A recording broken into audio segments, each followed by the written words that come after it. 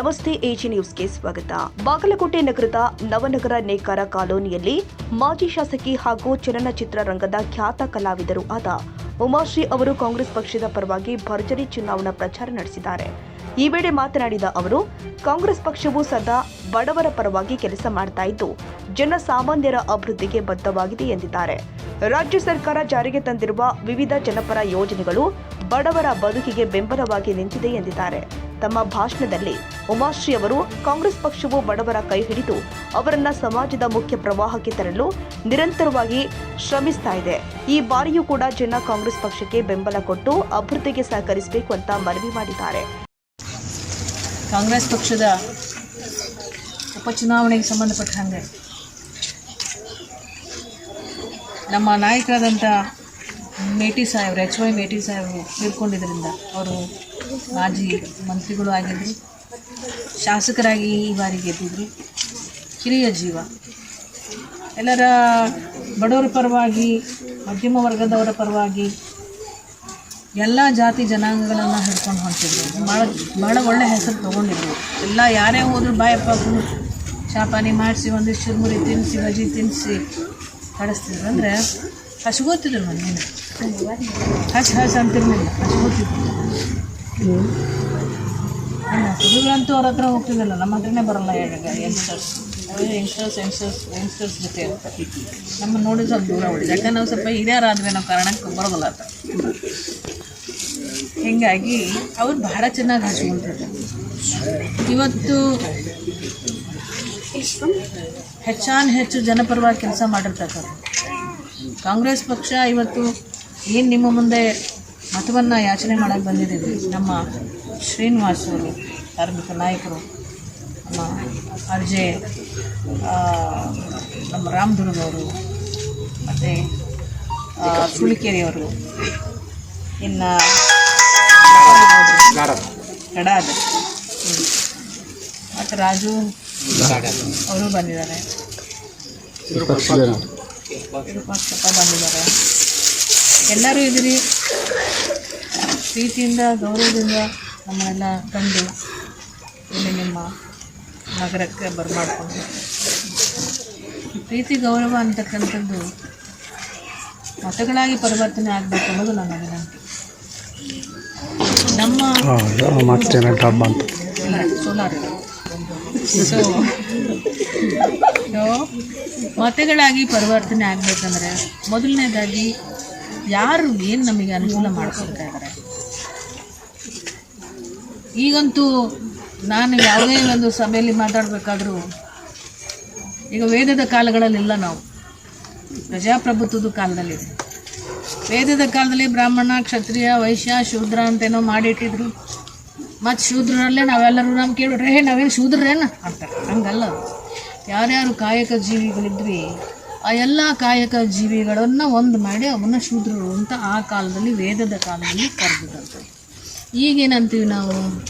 ತುಳಿತಕ್ಕೆ ಒಳಗಾದವರು, ಶೋಷಿತರು, ಆರ್ಥಿಕವಾಗಿ ಸಮಾನತೆ ಇದ್ದಂಥವರು, ರಾಜಕೀಯವಾಗಿ ಅವಕಾಶಗಳು ಸಿಗದೆ ನಲಿಗಿದಂಥವರು, ಶಿಕ್ಷಣ ಸಿಗದೇ ಇರತಕ್ಕಂಥವ್ರು.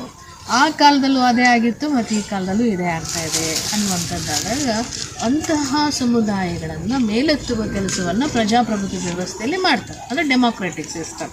ಜನಗಳ ಸ್ವಾತಂತ್ರ್ಯ ಪೂರ್ವದಲ್ಲಿ ಏನಿತ್ತು, ಸ್ವಾತಂತ್ರ್ಯ ನಂತರದಲ್ಲಿ ಏನಿತ್ತು. ಕಾಂಗ್ರೆಸ್ ಪಕ್ಷ ಏನ್ರಿ ಮಾಡೈತಿ ಹುಡುಗರು ಕೇಳ್ಬೋದು, ಅಥವಾ ಹುಡುಗರು ಕೆಲಾಗಿ ಏನೇನೇನೆಲ್ಲ ಕೊಡ್ಬೋದು. ಅವರು ಶಿಕ್ಷಣದಲ್ಲಿ ಓದಿದ ಪ್ರಕಾರವಾಗಿ ಇವೆಲ್ಲ ಹಿಸ್ಟ್ರಿ ಓದಿರ್ಲಿಕ್ಕಿಲ್ಲ, ಸೈನ್ಸ್ ಓದಿದ್ರೆ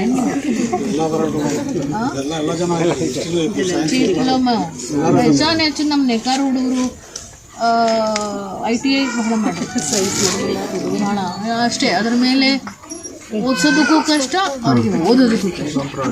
ಬಟ್ ಎಷ್ಟೋ ಜನ ಸಾಫ್ಟ್ವೇರ್ ಇಂಜಿನಿಯರ್ಸ್ ಆಗಿದ್ದಾರೆ, IT ಕೆಲಸ ಇತ್ತೀಚೆಗೆ ಮಾಡ್ತಾ ಇದ್ದಾರೆ. ಒಂದು ನಮ್ಗೆ ಸಂತೋಷ ಸಾಯ್ತು. ಆದರೂ ಸಹಿತ ನಾನು ಏನು ಹೇಳೋಕ್ಕೆ ಹೊರಟಿದ್ದೀನಿ ಅಂತಂದರೆ, ನಾವು ಅರ್ಥ ಮಾಡ್ಕೋಬೇಕು.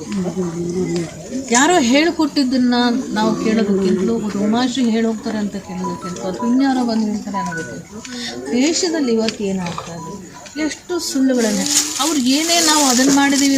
ಇವತ್ತು BJP ಸರ್ಕಾರ 2014ರಿಂದ ಸೆಂಟ್ರಲ್ ಗೌರ್ಮೆಂಟ್ನಲ್ಲಿ ಆಳಿದ್ರು ಕೂಡ ನಮ್ಮ ನೇಕಾರರಿಗೆ ಬಿ ಜೆ ಪಿ ಸರ್ಕಾರದಿಂದ ಬಂದಿದ್ದು ಎಷ್ಟು, ಯಾವ್ಯಾವ ಸೌಕರ್ಯಗಳು ಬಂದಿದ್ದಾವೆ, ಎಷ್ಟು ಎಕನಾಮಿಕ್ಲಿ ಡೆವಲಪ್ ಆಗಿದ್ದೀವಿ, ಆರ್ಥಿಕವಾಗಿ ನಾವು ಎಷ್ಟು ಡೆವಲಪ್ ಆಗಿದ್ದೀವಿ, ಇದನ್ನೆಲ್ಲ ನಾವು ಯೋಚನೆ ಮಾಡಬೇಕಲ್ಲ. ಶೈಕ್ಷಣಿಕವಾಗಿ ಯುವಕರಿಗೆ ಏನೆಲ್ಲ ಮಾಡಿದ್ದಾರೆ, ಈ ಥರದ್ದೆಲ್ಲ ನಾವು ಯೋಚನೆ ಮಾಡಿದಾಗ ಕಾಂಗ್ರೆಸ್ ಸರ್ಕಾರ ಇದ್ದಾಗ ಹೆಚ್ಚು ಕಾರ್ಯಕ್ರಮಗಳು ಬಂದಿರತಕ್ಕಂಥದ್ದನ್ನು ನೀವು ಹೋಲಿಕೆ ಮಾಡೋದು, ತುಲನಾತ್ಮಕವಾಗಿ ವಿಚಾರ ಮಾಡಬೇಕು. ಯಾಕೆ ಉಮಾಶ್ರೀಯವರು ಕಾಂಗ್ರೆಸ್ ಅಂತಾರೆ? ಉಮಾಶ್ರೀಯವ್ರಿಗೇನು, ಉಮಾಶ್ರೀಯವರು ಅವ್ರ ಪಾಡಗಳು ಸಿನಿಮಾ ಮಾಡ್ಕೊಂಡು ನಾಟಕ ಮಾಡ್ಕೊಂಡು ಅವ್ರ ಪಾಡಗಳು ಜೀವನ ಮಾಡ್ಕೊಂಡು ಹೋಗೋರು, ಯಾಕೆ ಹಿಂಗೆಲ್ಲ ಬಂದು ನಮಗೆ ಹೇಳ್ಬೇಕು? ಹಂಗಲ್ಲ. ನಾವು ಯಾವ ಕಾಂಗ್ರೆಸ್ ಸರ್ಕಾರ ನಾವುಗಳೆಲ್ಲ ಸಣ್ಣೊಂದಿರ್ತಾ ಇದ್ದಾಗೆಲ್ಲನೂ ಇಂದಿರಾ ಗಾಂಧಿಯವ್ರ ಕಾಲ, ಬಹುಶಃ ನೀವು ತಿಂದಿರ್ತೀರಿ, ಇವೆಲ್ಲರೂ ರಾಜು ಎಲ್ಲರೂ ಸಹಿತ ಬಹುಶಃ ಊಟ ಮಾಡಿರ್ಬೋದು. ಮಧ್ಯಾಹ್ನದ ಉಪಹಾರ ಕೊಡ್ತೀವಿ ಗೋಧಿ ಉಪ್ಪಿಟ್ಟು, ಹೌದ್ರಿ, ಗೋಧಿ ಉಪ್ಪಿಟ್ಟು, ಹಾಲು ಬರ್ತದೆ. ಮಕ್ಕಳನ್ನು ವಿದ್ಯಾಭ್ಯಾಸ ಕೊಡಿಸೋದಕ್ಕೆ ಆಗ್ಲಿಂದಲೇ ವಿಧವಾ ಪೆನ್ಷನ್, ಇವತ್ತು ನೀವು ರೇಷನ್ ಕಾರ್ಡ್ ಅಂತಿರಲ್ಲ ಮಕ್ಕಳ, ರೇಷನ್ ಕಾರ್ಡು ಬಿ ಜೆ ಪಿಯವ್ರು ಬಂದ ಮೇಲೆ ಕೊಟ್ಟಿದ್ದಲ್ಲ, ಅದು ಆ ಕಾಲದಲ್ಲೇ ಕೊಟ್ಟಿದ್ದು. ಇಂದಿರಾ ಗಾಂಧಿಯವರ ಕಾಲದಲ್ಲೇ ರೇಷನ್ ಕಾರ್ಡ್ ಪದ್ಧತಿ ಬಂದದ್ದು. 20 ಅಂಶಗಳ ಕಾರ್ಯಕ್ರಮ ಅಂತಿರೋದು. ಮಕ್ಕಳಿಗೆ ಸ್ಟೈಫಂಡ್ ಕೊಡೋದು, ಮಕ್ಕಳಿಗೆ ಹಾಸ್ಟೆಲ್ಸ್ ಕೊಡೋದು, ಮತ್ತು ವಿಧವಾ ಪೆನ್ಷನ್ ಕೊಡೋದು, ರೇಷನ್ ಕಾರ್ಡ್ ಕೊಡೋದು, ಅಂಗನವಾಡಿಗಳ ಸ್ಥಾಪನೆ ಮಾಡೋದು, ರೇಷನ್ ಕಾರ್ಡ್ನ ಜೊತೆಯಲ್ಲಿ ಬಡವರಿಗೆ ಅದ್ರ ಮೂಲಕ ಎಷ್ಟು ಸಲ ಕೊಡ್ತಾನೆ, ಎಷ್ಟು ಮಂದಿಗೆ ಅಂತ ಕೊಡ್ತಾನೆ? 4 ಮಂದಿ ಹೆಣ್ಮಕ್ಳು ಇರ್ತಾರೆ, ಹೊಸ ಮಂದಿನ ಕರ್ಕೊಂಡು ಹೋಗ್ಬೇಕಾ? ಹೆಣ್ತಿನ ಬಿಟ್ಟು ಅವ್ನು ಬಿಟ್ಟು ಹೋಗಂಗಿಲ್ಲ, ಹೆಣ್ತಿನ ಕರ್ಕೊಂಡು ಹೋದ್ರೆ ಅವ್ನು ಬಿಡೋಂಗಿಲ್ಲ, ಅವ್ನು ಬಿಟ್ಟರೆ ಹೆಣ್ತಿನ ಕರ್ಕೊಂಡು ಹೋಗಿಲ್ಲ. ಸಮಸ್ಯೆ ಇದು. ದುಡಿಯೋದು ಏನಂತಾರೆ ಅದೇ ಇದೆ, ದುಡಿಯೋದು 3 ಕಾಸು, ಕೋಣೆ ತುಂಬ ಹಾಸು. ಹಂಗೆ ಆಗ್ಬಾರ್ದಲ್ಲ. ಇವತ್ತೇನಾಗಿದೆ, ಸ್ವತಂತ್ರ ಸಿಕ್ಕಿರುತ್ತೆ.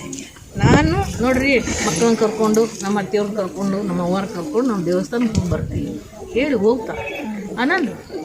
ಒಂದು ಇಲ್ಲಿಂದ ನಾವು ಬನಶಂಕರಿಗೆ ಹೋಗ್ಬೇಕಾದ್ರೆ ಎಷ್ಟಾಗ್ತದೆ? ಕನಿಷ್ಠ ಒಂದು 100 ಅಷ್ಟಾದ್ರೂ ಉಳಿತ. ನೀವು ಎಷ್ಟು ಸಲ ಬಸ್ನಾಗ ಅಡ್ಡಾಡ್ತೀರಿ, ತಿಂಗಳಾಗ ಎಷ್ಟು ಸಲ ಬಸ್ನಾಗ ಅಡ್ಡಾಡ್ತೀರಿ, ಅಷ್ಟು ರೊಕ್ಕ ಉಳಿತಾವು. ಅದನ್ನ ನಾವು ಲೆಕ್ಕ ಹಾಕೋದಿಲ್ಲ. ಕರೆಂಟ್ 300 ಬರ್ತದೋ 200 ಬರ್ತದೆ, ಮನಿ ದೀಪದ್ದು. ನಮ್ಮ ಮನ್ಯಾಗಂತೂ 1800 ಬರ್ತದೆ. ನಿಮ್ಮ ಮನ್ಯಾಗ ಕನಿಷ್ಠ ಒಂದು 500, ಮತ್ತು ಅದು ಉಳ್ದಂಗಿಲ್ಲ, ಅವು ಉಳಿತದಲ್ಲ.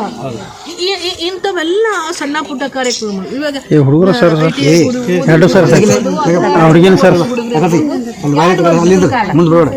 IT ಅನ್ನು ಡಿಗ್ರಿಯನ್ನು ಓದಿ ಪಾಸಾದ ಹುಡುಗರಿಗೆ 2 ವರ್ಷಗಳ ಕಾಲ ನಿಮಗೆ ನೌಕರಿ ಸಿಗಲಿಲ್ಲ ಅಂದರೆ 3,000 ರೂಪಾಯಿ ಅದಂತ ಯುವ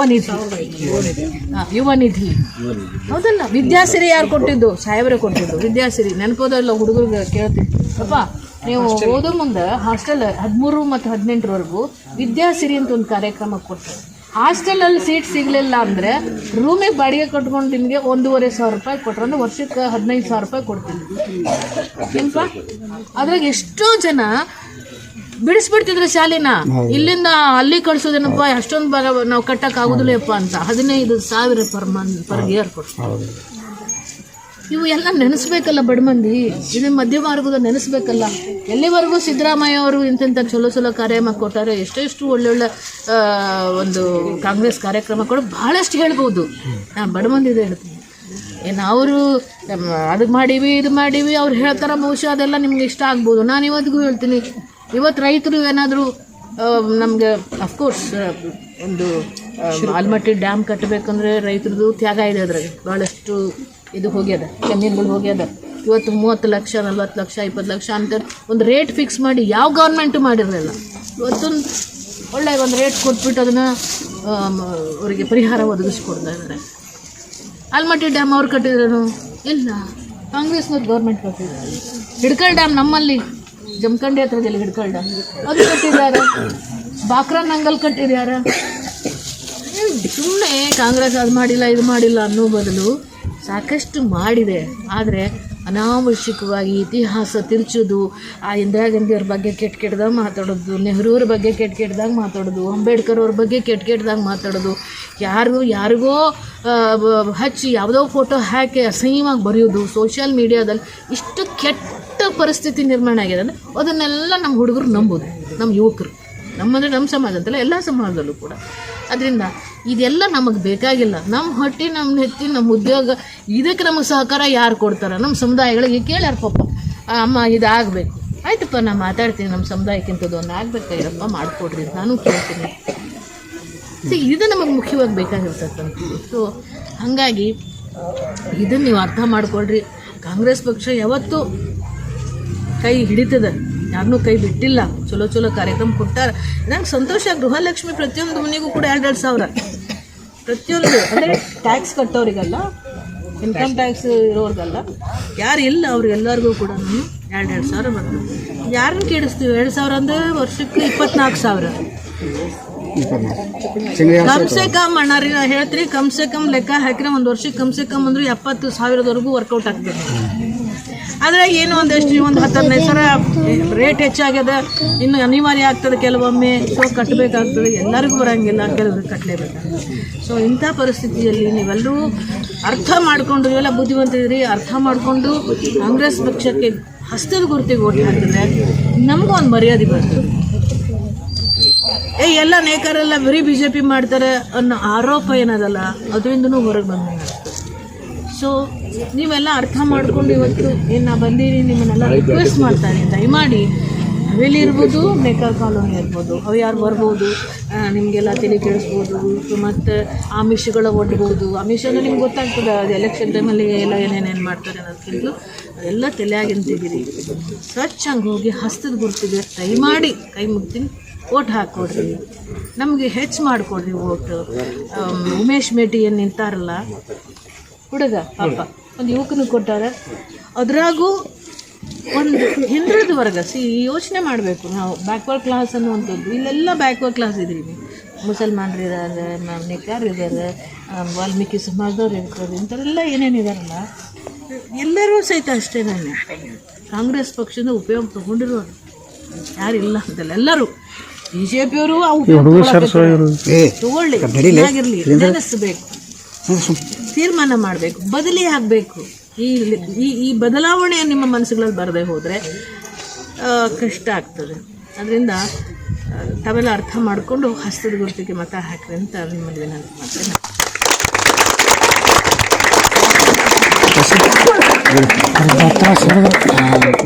ಪ್ರಚಾರ ಕಾರ್ಯಕ್ರಮದಲ್ಲಿ ಸ್ಥಳೀಯ ನಾಯಕರು, ಕಾರ್ಯಕರ್ತರು ಹಾಗೂ ನಾಗರಿಕರು ದೊಡ್ಡ ಸಂಖ್ಯೆಯಲ್ಲಿ ಭಾಗವಹಿಸಿ ಕಾರ್ಯಕ್ರಮವನ್ನು ಯಶಸ್ವಿಗೊಳಿಸಿದ್ದಾರೆ.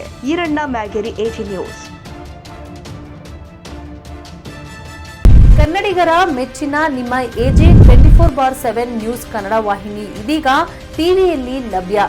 ವೇಳೆ ನೋಟಿಸ್ ಕೊಟ್ಟಿದ್ರೆ ವಾಪಸ್ ತಗೋತೀವಿ.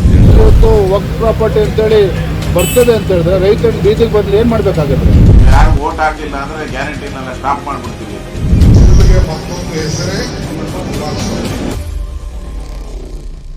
ಕರ್ನಾಟಕ ಮತ್ತು ದೇಶ ವಿದೇಶ 360 ಡಿಗ್ರಿ ಸುದ್ದಿ ಹಾಗೂ ಉತ್ತರ ಕರ್ನಾಟಕ, ಬೆಳಗಾವಿ, ಬಾಗಲಕೋಟೆ, ಧಾರವಾಡ, ಹಾವೇರಿ, ಗದಗ, ಬಿಜಾಪುರ ಜಿಲ್ಲೆಯ ಕ್ಷಣ ಕ್ಷಣದ ವಿವರವನ್ನ ಪಡೆಯುವುದಕ್ಕೆ AG 24/7 ನ್ಯೂಸ್ ಕನ್ನಡ ವಾಹಿನಿಯನ್ನ ಲೈಕ್ ಮಾಡಿ, ವಿಡಿಯೋಗಳನ್ನ ಶೇರ್ ಮಾಡಿ, ಕಮೆಂಟ್ ಮಾಡುವ ಮೂಲಕ ನಮ್ಮ ವಾಹಿನಿಗೆ ಸಹಕಾರ ನೀಡಿ ಮತ್ತು ಚಾನೆಲ್ ಅನ್ನ ಸಬ್ಸ್ಕ್ರೈಬ್ ಮಾಡಿ.